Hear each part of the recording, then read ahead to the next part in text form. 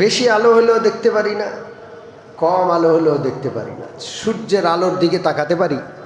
জোরে বলেন। আলো একটা নির্দিষ্ট পরিমাণে হলে দেখতে পাই, বেশি আলোতে দেখতে গেলে চোখ নষ্ট হয়। কত রকমের সীমাবদ্ধতা, অনেক দূরে দেখতে পাই না, আবার অনেক কাছেও দেখতে পাই না। কোনো একটা পেপার, পত্রিকা, বই যদি চোখের সামনে ধরা হয়, পড়তে পারবেন? এই যে এগুলো সীমাবদ্ধতা। একদিকে তাকাইলে বাকি দিক অদেখা। অনেকগুলো দিক আমি একদিকে তাকানোর সামর্থ্য রাখি। এরপরে একটা লেখা পড়ার সামর্থ্য, দুইটা বই একসাথে ধরছে, দুটোটা পড়তে পারবো? হ্যাঁ, পারবো না। হাজার রকমের সীমাবদ্ধতা চোখে। এত সীমাবদ্ধতা দিয়ে অসীম আল্লাহকে দেখা সম্ভব? সম্মানিত মুসল্লিয়ানে কেরাম,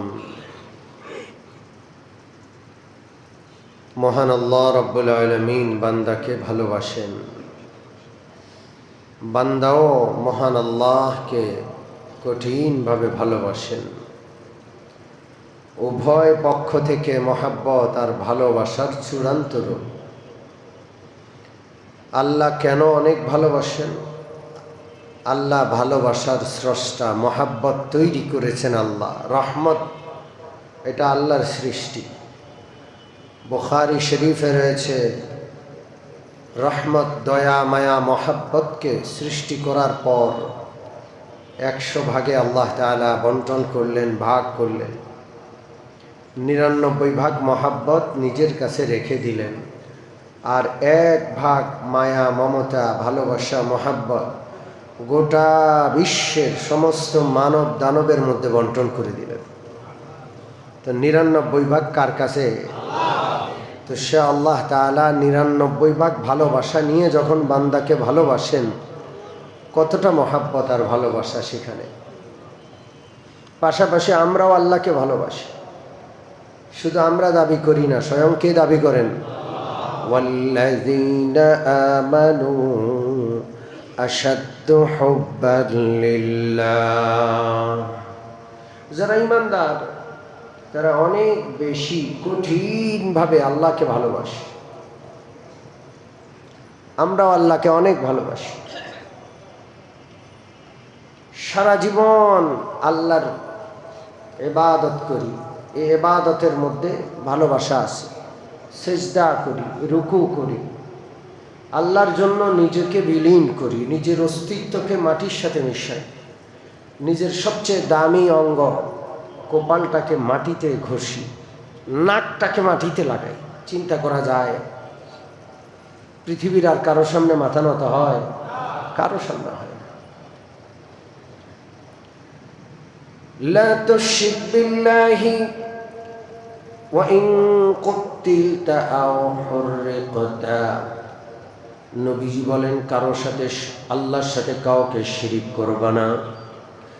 যদি তোমাকে টুকরো টুকরো করা হয়, যদি তোমাকে আগুনে জীবন্ত দগ্ধ করা হয়, আমরা তো এই বিষয়ে অটল, মাথা নিচে নোয়াবেও না।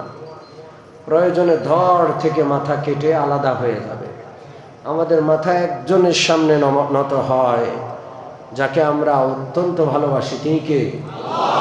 আমাদের হায়াত মওত যার জন্য, যিনি আমাদের হায়াত মওতের সৃষ্টি করেছেন, যার জন্য আমাদের জীবন মরণ, তিনি কে?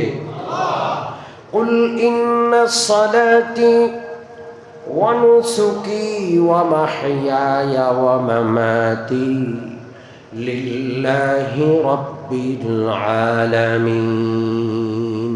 হে নবী, আপনি বলে দিন, নিশ্চয়ই আমার নামাজ, আমার কোরবানি, আমার জীবন, আমার মরণ সব কিছু রব্বুল আলামিনের জন্য। তা আমরা তাকে কত ভালোবাসি। জীবনে কোনো দিন কাউকে সিজদা করিনি, কারোর সামনে মাথা নোয়াইনি। এক আল্লাহর সামনে প্রতিদিন শতবার নামাজে মাথা নোয়াই। কত মহাব্বত করি।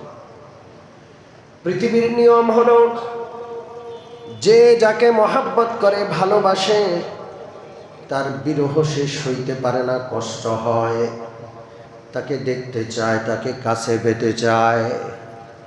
আমরাও আল্লাহ রাব্বুল আলামিনকে দেখতে চাই, আমাদের মন চায় আমরা দুই চোখ ভরে আল্লাহকে দেখি। মন চায় কি চায় না? চায়। আল্লাহকে সিজদা করি, সব কিছু আল্লাহর জন্য, আমার জীবন মরণ আল্লাহর জন্য, তো এই আল্লাহকে দেখতে মন চাওয়া স্বাভাবিক। হযরত মুসা আলাইহিস সালাম আল্লাহর সাথে কথা বলতেন, তিনি কালিমুল্লাহ ওয়া কাল্লামাল্লাহু মুসা তাকলিমা, স্বয়ং আল্লাহ মুসার সাথে কথা বলেছেন আলাইহিস সালাতু ওয়াস সালাম। তা হযরত মুসা আল্লাহর সাথে কথা বলেন, এক পর্যায়ে আল্লাহর মোহাব্বতে পাগল পারা হয়ে তিনি দাবি করলেন, রব্বি আরিনি আনজুর ইলাইক, আল্লাহ একটা নজর আপনাকে দেখতে চাই। আর মোহাব্বত সয় না, মোহাব্বতের জ্বালা আর সইতে পারি না, ভালোবাসার জ্বালা আর সহ্য হয় না। রুখসার সে বরকা কা জরা পর্দা উঠা দো, रुखसार से बुर्का का जरा पर्दा उठा दो, लिल्लाहि मुझे हुस्न खुदा दाद दिखा दो, लिल्लाहि मुझे हुस्न खुदा दाद दिखा दो। একটু যদি আপনাকে দেখতে পাইতাম, আনজুর ইলাইক, একটু দেখতে চাই। আল্লাহ রাব্বুল আলামিন মুসা কালিমুল্লাহকে জবাব দিলেন, লান তারানি, মুসা কখনো আমাকে দেখতে পাবা না, কখনো দেখা সম্ভব নয়।